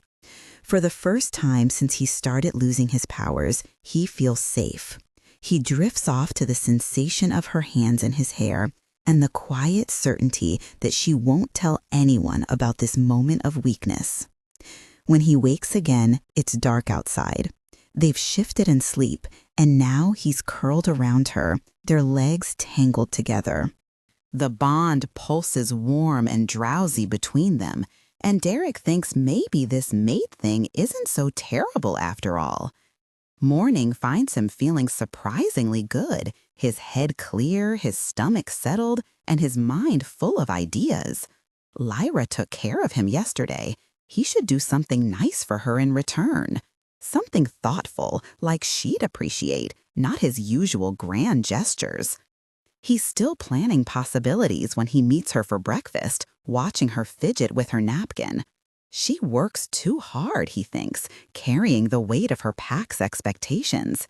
Maybe he could arrange a day just for her, something to help her relax. I think we should break our bond, she says without preamble. Derek's coffee cup freezes halfway to his mouth. What? You need to find someone to fall in love with you, Lyra continues, her voice gentle but firm. You won't do that while mated to me. He carefully sets down his cup, wanting to protest or perhaps even feel hurt. But through their bond, he senses her genuine concern, even as something in his chest constricts painfully. Well, he manages a laugh. After yesterday's display, I suppose you won't be falling for me anytime soon. Lyra's eyes soften with a sympathy he doesn't want. Derek, she says, this was always a business arrangement. You need to build something real. He slams his mental walls up, desperate to hide the hurt her words cause. Because she's right, this was business. The fact that he started to want more is his problem, not hers. He shouldn't have tried to push her into something more. It was unfair of him, and worse, not particularly strategic.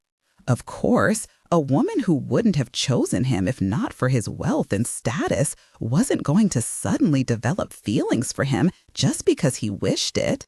He should have moved on, sought someone else, started fresh. But the truth is, he's grown quite fond of Lyra, which might explain why he can't bring himself to let her go now. We don't need to break the bond, he says smoothly. You can return to your pack as planned. I'll figure something out, but I made you a promise about protecting your pack, and I intend to keep it. Lyra looks like she's about to protest, but Derek cuts her off, something tight in his chest. Lyra, I insist. It's what we agreed on. I'll be fine. And besides, your pack needs you to stay mated for a little while longer. It's barely been 2 weeks, and we've barely had time to work together. She studies him for a long moment. Look, we can leave it for now, but Derek, when you find someone you genuinely care for, we break the bond immediately, okay? Your health takes priority. He keeps his smile intact until she leaves. Only then does it falter, the realization hitting him like a physical blow. He wants her to care for him, not out of obligation or pity, but genuinely. He craves lazy mornings, shared laughter, and someone who sees through his polished exterior. He wants her, but his schemes and manipulations have likely destroyed any chance of that. She'll never trust that his feelings are real now. Maybe that's for the best. She deserves someone honest from the start, someone who wouldn't have tried to deceive her into love. The irony would almost be funny if it didn't ache so deeply. But at least he can give her this, keeping his promise, protecting her pack, letting her go without guilt. It's not much, but it's the one sincere thing he can offer. Lyra, you're being ridiculous, Flynn says, leaning against the wall of Lyra's office. Why did you even ask me to come if you're going to act like nothing's wrong? Lyra adjusts her jacket for the 3rd time, glancing at the clock again. 10 minutes until the border territory meeting. 10 minutes until she sees Derek for the first time since leaving his estate a month ago. I'm not acting like nothing's wrong, she replies, shuffling papers on her desk. It's the first official meeting since our alliance, and I want everything to go smoothly. Flynn gives her a flat look. Right. This has nothing to do with seeing your mate again. He's not my... Lyra stops, sighing. Fine. Yes, I'm a little nervous, but that's just because of the bond. It's a natural biological reaction. A natural biological reaction? Flynn repeats, eyebrows raised. Is that what we're calling it now? Lyra glares at him. The bond creates a false sense of connection. It's confusing, that's all. Sure, Flynn says, clearly unconvinced. Or maybe you just miss him because you... I don't, she insists. I can't. That wasn't the deal. Since when have emotions ever cared about deals? Before Lyra can respond, there's a knock at the door. May, her assistant, pokes her head in. Alpha Wilder, the Westwood representatives have arrived. Lyra's heart leaps. Show them in, she says, smoothing her expression into one of professional courtesy. May opens the door wider, and Lyra braces herself to see Derek again, to face the rush of emotions she's been trying so hard to suppress. But it's not Derek who walks through the door. Alpha Wilder. Victor smirks, striding into the office like he owns it. What a pleasure to see you again. Lyra stares at him momentarily, stunned. Victor, where's Derek? I mean, Alpha Westwood. Victor's smirk widens at her slip. Alpha Westwood sends his regrets. He had pressing matters to attend to. I've been authorized to speak on his behalf. Flynn steps forward, positioning himself slightly in front of Lyra in a protective gesture she finds both endearing and annoying. "We were expecting your alpha," Flynn says, voice cool. "These negotiations are important." "Of course," Victor agrees, eyes never leaving Lyra. "But I assure you, I am fully briefed on all matters concerning the Eastern Border Territory." Lyra recovers herself, gesturing to the conference table set up in the corner of her office. "Fine, let's get started then." As everyone takes their seats, Lyra and Flynn on one side, Victor and his assistant on the other, she tries not to show her disappointment. Derek isn't coming. He sent his beta instead, her ex-fiancé of all people. The meeting proceeds with excruciating formality.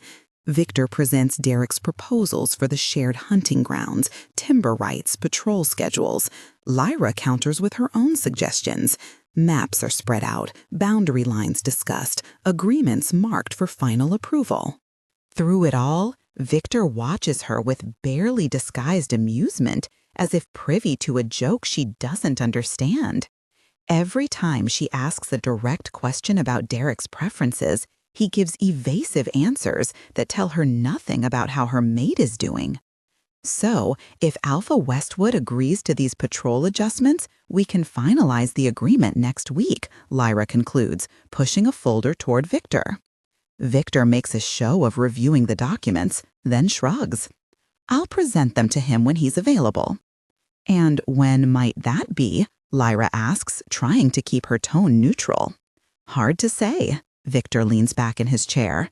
"He's been rather preoccupied lately." Flynn shoots her a warning glance, sensing the trap. But Lyra can't help herself. "Preoccupied with what? Or who?" "Not what," Victor corrects, smiling now. "Though I'm surprised you don't know. I thought mates shared everything through the bond." Lyra's throat tightens. "We have a unique arrangement." "Evidently." Victor's eyes gleam with malice. "Must be difficult, though, being replaced so quickly. At least in my case, I was honest about wanting a mistress from the start." "Victor," Flynn warns, but Lyra raises a hand to stop him.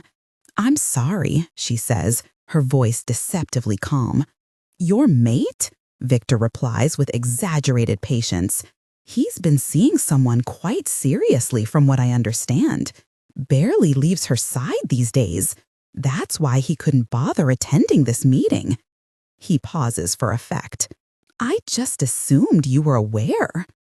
The claiming mark on Lyra's neck burns. Her wolf stirs beneath her skin, bristling with territorial fury. "I'm well aware of Derek's personal life," she responds evenly, though her nails dig into her palms under the table. "We have an understanding." "An understanding?" Victor nods, not believing her for a second. "How progressive of you, especially considering your reaction when I suggested something similar."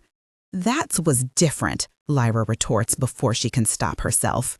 "Was it? Or did you simply hold me to higher standards than you do your current mate?" Flynn slams his hand on the table. "That's enough. We're here to discuss territory, not personal matters." "Of course," Victor agrees smoothly. "My apologies, Alpha Wilder. I didn't mean to upset you. After all, if you and Derek agreed to this arrangement, who am I to judge?"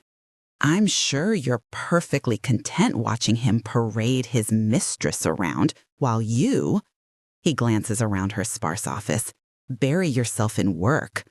"This meeting is over," Lyra declares, standing abruptly. "We'll resume when Alpha Westwood can attend personally." Victor gathers his papers unhurriedly, clearly pleased with the reaction he's provoked. "As you wish. I'll let him know you asked about him, though I doubt he'll care much given his current distractions." After Victor and his assistant leave, Flynn turns to Lyra, concern evident in his expression. "You okay?"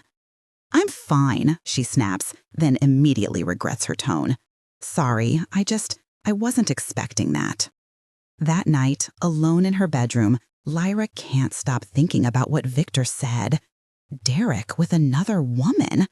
Derek too distracted to attend their meeting. Derek moving on. She paces the length of her room, the claiming mark on her neck pulsing with a dull ache. The bond between them has been quiet for weeks, deliberately so, she suspects, as Derek keeps his emotions carefully locked away from her. Is he with her now, this mystery woman? Is he touching her, kissing her? As Lyra paces alone in her room, the images torment her. Derek's hands on another woman's skin, his mouth on another woman's lips. Her wolf bristles beneath her skin, territorial and possessive, despite all logical arguments that she has no right to feel this way. He's not really hers, not in the ways that matter. Their mating was a business transaction, nothing more. So why does the thought of him with someone else make her feel like she can't breathe? Lyra stares at the phone. She will not call him. She will not demand explanations. She will not show that she cares. 10 minutes later, she's dialing the number for the Westwood estate, heart pounding as it rings. Westwood residence, a crisp voice answers. This is Alpha Wilder, Lyra says, relief evident in her voice, though she sounds steadier than she feels. I'd like to speak with Derek, please. One moment, Alpha Wilder. There's a brief pause before the line transfers. Lyra, Derek's voice carries surprise. Is everything all right? I heard the meeting didn't go well. The sound of his voice sends an unexpected wave of warmth through her. The bond between them hums to life, awakening after weeks of dormancy. The meeting would have gone better if you'd been there, she says, unable to mask the edge in her tone. I'm sorry about that. Something came up. Someone, you mean? A pause. What? Victor mentioned you've been seeing someone. Lyra tries for casual disinterest, but fails. That's why you couldn't make it to the meeting? Through the bond, she senses a flicker of something, surprise, guilt, but it vanishes before she can identify it. Victor talks too much, Derek finally replies. But yes, I've been spending time with someone. The confirmation hits Lyra like a physical blow. Even though she suspected as much, hearing him say it makes it real in a way Victor's taunts hadn't. I see, she manages, her throat tight. Is it serious? Derek hesitates. It's complicated. There's potential. Potential, Lyra repeats the word bitterly. For breaking the curse, you mean? Yes, Derek admits, but it's early days yet. Lyra's grip tightens on the receiver. She should be happy for him. This was their agreement, their plan. He needs to break the curse, and their mating bond didn't work. Of course he'd look elsewhere. Lyra, Derek prompts when she doesn't respond. Are you still there? Yes, she says quickly. I was just thinking, if things are getting serious with this woman, maybe we should consider breaking our bond soon. Silence stretches between them. Through their bond, she feels his surprise, followed by something that feels almost like hurt. And then Lyra realizes she's hoping he'll say no. It makes no sense. Their bond isn't real. And yet, all right, Derek says slowly, that might not be a bad idea. The timing makes sense. Great, Lyra manages. I should go. She hangs up the phone before he can say anything else, before her voice betrays her. For a long moment, she sits on the edge of her bed, staring at nothing. Derek adjusts his tie for the 5th time, studying his reflection in the mirror. The man staring back looks impeccable. Tailored tuxedo, practiced smile. No one would guess that beneath this polished exterior, he's falling apart. 2 hours until midnight. 2 hours until his 30th birthday. 2 hours until the curse becomes permanent. A knock at the door interrupts his dark thoughts. Alpha Westwood, your guests are arriving, Thompson calls. I'll be right down. He should have broken the bond with Lyra weeks ago, should have told her the truth and set her free.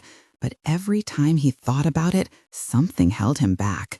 Some foolish, desperate hope clings to the idea that she doesn't love him. Why would she? Their relationship was built on lies from the start. Besides, she deserves better than what he's about to become. The door swings open without warning. Isabel strides in, radiant in a crimson gown that leaves little to the imagination. "Hiding away at your own party?" she asks, raising a perfectly shaped eyebrow. "I needed a moment," Derek replies, not bothering to rise. He searches desperately for any spark, any connection. There's attraction, certainly. Isabel is objectively beautiful, but nothing deeper. Nothing like what he feels through the bond with Lyra. His mind betrays him with the thought. "Well, your moment is over." Isabel crosses to him, leaning down to press a deliberate kiss to his cheek. "Happy almost birthday, handsome." Derek allows himself to be pulled to his feet, following her mechanically toward his bedroom. This is what he wanted, isn't it? One last night as the powerful, envied Alpha Westwood. One last attempt to feel something, anything with Isabel that might break this curse. "You seem distracted," Isabel murmurs, her fingers trailing down his chest. "We could be fashionably late, you know." Her meaning is unmistakable as she leans closer. Derek doesn't pull away, doesn't resist. As her lips find his, he kisses her back with deliberate focus, trying to lose himself in the sensation, to feel anything that might indicate she's the one who could break his curse. But all he can think about is Lyra. Lyra's gray eyes, serious and thoughtful. Lyra's rare smile that transforms her entire face. Lyra's strength and vulnerability, her dedication to her pack, her stubborn integrity. Will she come tonight, he wonders? Even as Isabel's hands roam across his chest, he tells himself he invited Lyra to break their bond, to finally end things properly. But the truth he can barely admit to himself, is that he simply wants to see her again. "You're still not here with me," Isabel says, pulling back with a frown. "What is it?" "Nothing," Derek lies, reaching for her again. "Just business on my mind." "Well, perhaps we should discuss that as your future Luna." "Is that what this is about? Being Luna?" Derek asks. "Of course, that's part of it," Isabel replies, not bothering to hide her ambition. "And what about me? Do you actually want me, or just the position?" Isabel's laugh is light but sharp. "Oh, come on, Derek. At our level, relationships are alliances, mergers. You know this as well as I do." Something cold settles in Derek's chest. "Do you love me?" he asks. The question slips out before he can stop it. Her perfectly shaped eyebrows rise in surprise. "Love? What does that have to do with anything?" "Just answer the question," Derek presses, his voice dropping lower. "Do you love me, Isabel? Not my name, not my pack, not my position. Me?" Isabel regards him with a mixture of confusion and impatience. "We're compatible. We're from the right families, and the sex would be incredible if you'd stop holding back. Isn't that enough? It should be." Derek agrees, a bitter laugh escaping him. It always has been before. Then what's the problem? Isabel steps closer again, her hand resting on his chest. "Let's formalize things tonight. Break your bond with that backwoods alpha and announce our engagement at your party. It would be perfect timing." Perfect timing, Derek thinks with grim humor. If she only knew how perfect and how completely, utterly pointless. Even if he wanted to mate with Isabel, which he increasingly realizes he doesn't, there isn't time for a new bond to form before midnight. "I can't," he says simply. "Can't or won't. Isabel's eyes flash with the first hint of genuine emotion he's seen from her. Anger. Both. It's her, isn't it? Isabel's voice rises slightly. You actually have feelings for her? That little nobody with her pathetic excuse for a pack? Don't talk about her like that, Derek warns, a growl underlying his words. Why not? She's nothing. Not wealthy, not powerful, not even pretty by conventional standards. Stop, Derek interrupts, his patience evaporating. You don't know her. And you do? Isabel laughs coldly. You had a business arrangement, a contract marriage. That's what you told me. It's more complicated than that. No, it's very simple. Isabel's voice turns cutting. You're throwing away the chance to ally with my family, my father's influence, my connections. For what? Some girl who doesn't even want you? The words hit too close to home. Derek turns away, moving toward the window that overlooks the grounds. Outside, more guests arrive in expensive cars, dressed in their finest to celebrate the birthday he's come to dread. This conversation is over, he says quietly. You should go back to the party. I'm not going anywhere, Isabel declares, stepping into his path as he moves toward the door. Not until you explain yourself properly. Move, Isabel. No. Derek tries to step around her, but she blocks him again, her wolf-enhanced reflexes easily matching his increasingly human movements. What is wrong with you lately? She demands, frustration evident in her tone. You've been different, distracted, weaker somehow. The word weaker lands like a physical blow.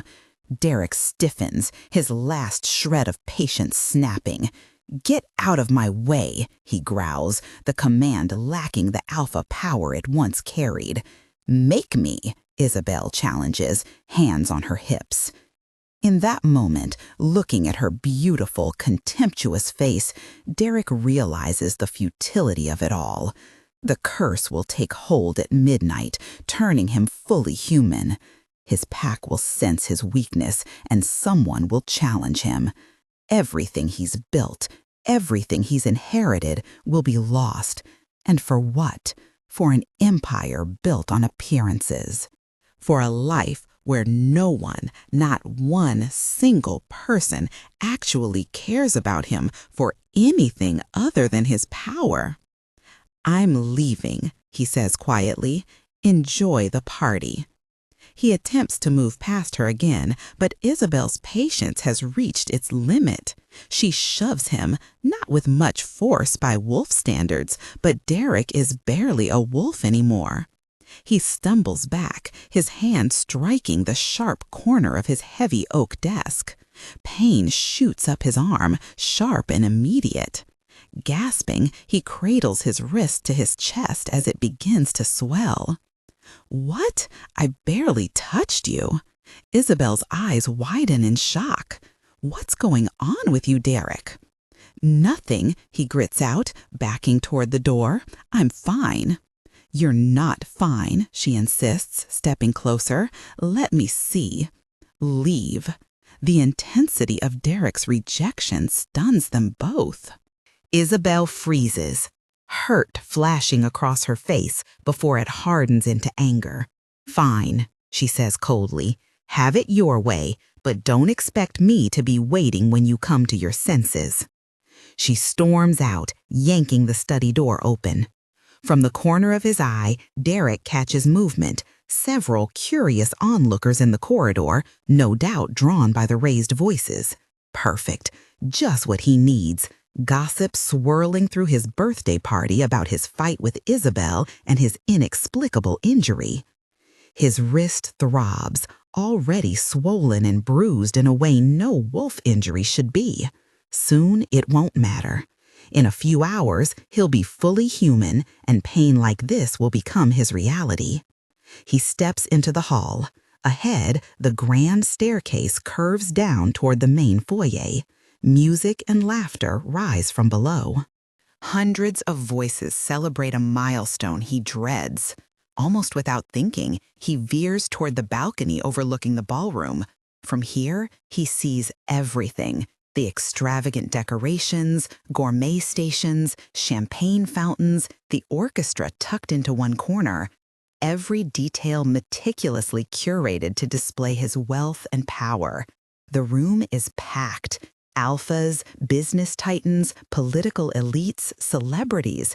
Everyone who matters in their world has come to honor Derek Westwood on his 30th birthday. And not one of them truly knows him. The truth crashes into him with brutal clarity. He spent millions, invited hundreds, and yet there isn't a single person down there who sees the man behind the mask. All this time, he's had everything: status, admiration, unimaginable wealth. And yet, nothing of substance, nothing real. He glances at his watch. 1 hour and 20 minutes until midnight. With one last look at the glittering illusion, Derek turns from the light, clutching his wrist to his chest, and slips into the shadows, leaving behind everything he's ever known.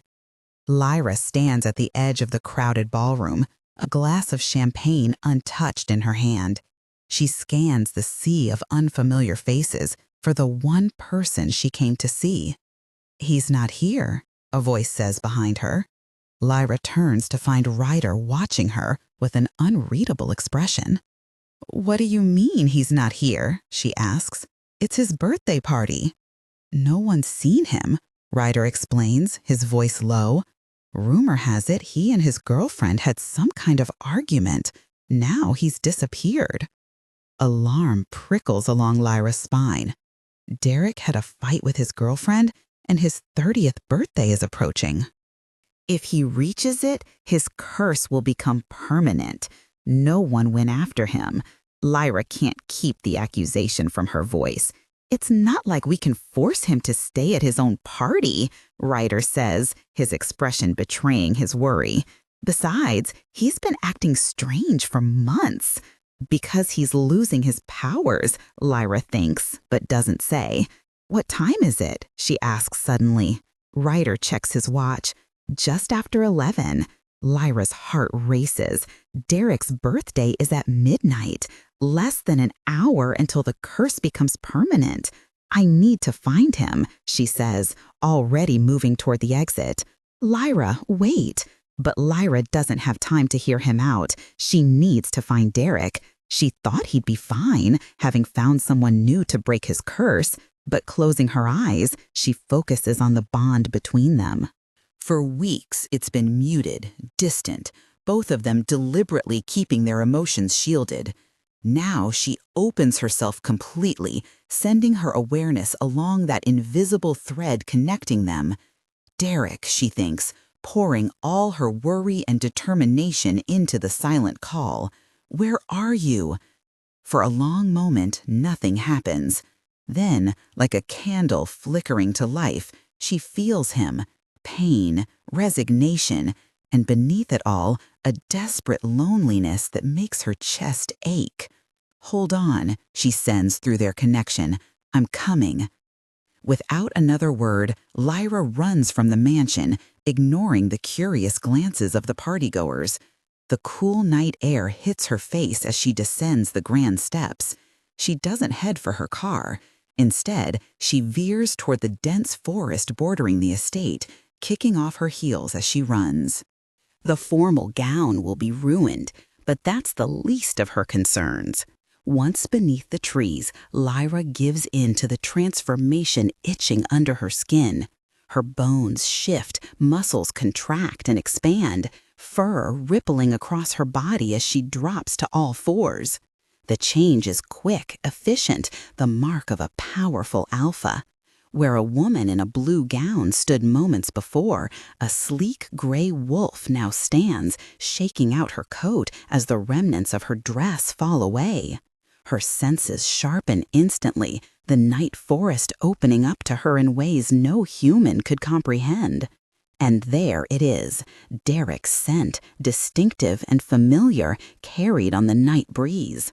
He passed this way not long ago, the trace of him still fresh on the forest floor. Lyra sets off at a run, her powerful legs eating up the distance. As a wolf, she cuts directly through the forest, taking paths no car could follow. The bond between them pulls her forward like a compass pointing north, growing stronger with each mile. She runs faster than ever, desperation lending her speed. Tree trunks blur past, moonlight dappling through branches to light her way. The forest transitions into steeper terrain as she ascends into the foothills, but she doesn't slow. "Hold on, Derek," she sends through their bond. "I'm coming." Time blurs as she runs, her focus solely on tracking his trail. The scent grows stronger, fresher. She's closing in. Finally, through a break in the trees, she spots lights, a modern structure perched on the edge of a cliff. The silver gate stands open, Derek's car parked haphazardly in the circular drive. Lyra slows, approaching the cabin cautiously. Through the floor-to-ceiling windows, she sees a figure silhouetted against the fireplace. Derek, shoulders slumped in defeat. She shifts back to human form at the edge of the forest, the transformation leaving her naked and shivering in the cool mountain air. For a moment, she considers her options, then strides forward without hesitation. Some things matter more than dignity. The front door is locked. Lyra knocks, the sound echoing in the still night. When no one answers, she steps back, determination hardening her features. Without a second thought, she slams her foot against the door beside the lock. The wood splinters with a satisfying crack. One more powerful kick, and the door flies open, banging against the interior wall. The cabin is warm, filled with the scent of expensive whiskey and the crackling of a dying fire. Derek sits on the floor, his back against a leather sofa, a crystal tumbler dangling from his fingers. His tuxedo jacket is discarded, his tie loosened, his hair disheveled. "You're too late," he says, without turning, clearly sensing her presence even without looking. "It's done." Lyra's eyes dart to the ornate clock on the mantel. 7 minutes past midnight.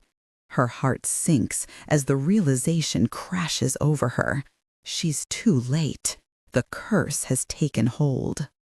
Grabbing a coat by the door to cover herself, Lyra moves closer, her pulse quickening as she takes in his slumped form. "Derek," she begins, her heart in her throat. "Don't." His voice is flat, empty. Just don't. When he finally turns to face her, Lyra's breath catches. The vibrant blue of his eyes seems dimmer somehow.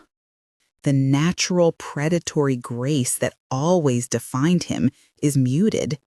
"You should go," he continues, returning his gaze to the fire. "There's nothing for you here anymore." His left wrist is still swollen and bruised, cradled protectively against his chest. "That's not true." Lyra kneels beside him, close enough to see the strain in his features, the darkness under his eyes. "Derek, look at me." He does, reluctantly, and the raw pain in his expression makes her heart ache. "Are you human?" she asks softly. Derek laughs bitterly, lifting his injured wrist. What gave it away? The defeat in his voice cuts through her. "It's going to be okay," she says, reaching for his hand. "I'll help you." Derek pulls back sharply. "By this time tomorrow, someone will have challenged for my territory. I'll lose." "How could I not? I can't even shift anymore." He gestures vaguely around them. "My pack, my position, everything I've built and inherited, gone." "Then we'll start over," Lyra says firmly. "Together." Derek's eyes widen in momentary surprise before narrowing again. "There is no we, Lyra, not anymore." "What are you talking about?" I'm releasing you from our bond, he says. The agreement is void. You're free to go back to your pack, find a proper mate. Anger flares in Lyra's chest. That's not your decision to make. Yes, it is. Derek sets down his glass with a sharp click. Our arrangement was business, remember? Well, I can no longer uphold my end. I can't protect your pack. That's not why I'm here, Lyra insists. Isn't it? Derek challenges. You chose me for my resources. Now I couldn't even live amongst your people. I don't care, Derek. Please, just let me help. I know our world, Lyra. His voice softens. I know what happens to the weak, and I won't drag you down with me. Lyra studies him for a long moment, understanding washing over her. This isn't just about his pride. He's trying to protect her, to spare her from what he perceives as a burden. Without warning, she leans forward and presses her lips to his. Derek freezes beneath her touch, clearly caught off guard. For one breathless moment, neither of them moves. Then, as if he can't help himself, he responds, his good hand coming up to cradle her face with surprising gentleness. The connection between them flares, their bond, dormant for weeks, suddenly humming with renewed vigor. Lyra pours everything she feels into the kiss, trying to convey what words have failed to express. When they finally break apart, Derek's eyes remain closed, his breathing uneven. "What are you doing?" he asks, voice rough. "I choose you," Lyra says simply. "Human or wolf, powerful or not." Derek's eyes snap open, disbelief warring with hope in his gaze. "Don't be ridiculous." "No, you are being ridiculous," she counters. "I've been miserable without you, Derek. I tried to tell myself it was just the bond, just biology, but it's more than that. It always has been." "No, it's not," Derek shakes his head firmly. "This is just the bond talking. You'll find a better mate."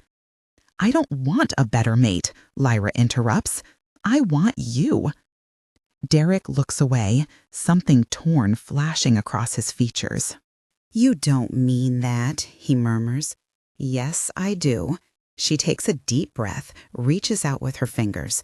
"I love you, Derek. Not your money, not your power. You." Derek stares at her, clearly struggling to process her words.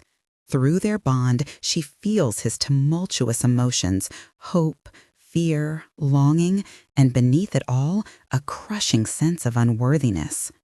"It doesn't matter," he says finally, the words sounding forced. "I don't deserve you, Lyra. I never did." "That's not a no," Lyra observes, holding on to the fact. "How do you feel? Do you love me, Derek?" He looks away, unable to meet her eyes. "It doesn't matter." "It matters to me." Lyra's hand finds his chin, gently turning his face back toward her. "Tell me you don't love me. Tell me you don't want this." "If you can do that, I'll walk away right now and never look back." Derek opens his mouth, then closes it again, conflict evident in his expression. "I thought so," Lyra whispers. "Now shut up and kiss me." For a moment, she thinks he might refuse. Then something breaks in his expression, and he surges forward, capturing her lips with his own. This kiss is different, desperate, hungry, as if he's trying to memorize the feel of her before she disappears. When they break apart, both breathless, Derek rests his forehead against hers. "Of course I love you," he admits, voice cracking with emotion. "Which is precisely why I have to let you go. You deserved better when I had everything to offer you, and you definitely deserved better now that I have nothing to give. I will not trap you in a useless bond with a deadbeat." Lyra silences him with another kiss, trying to pour all her love, all her certainty into their connection. The bond between them pulses, warming and strengthening with each passing second. Suddenly, Derek gasps, pulling back sharply. "What?" Lyra asks, alarmed. "What's wrong?" He's not looking at her, but at his injured wrist. Before her eyes, the swelling seems to be receding, the bruising fading from angry purple to yellow to nothing at all. "Derek," she prompts, heart racing. "It's healing," he whispers, flexing his fingers experimentally. "I don't understand. It was supposed to be too late." "It's not that it wasn't doable after you turned 30, just that you'd be human by the time you were 30, so it was better to do it before," Lyra suggests slowly, thinking it through. Derek doesn't let her finish. He captures her lips in a kiss so intense it steals her breath, his arms wrapping around her with newfound strength.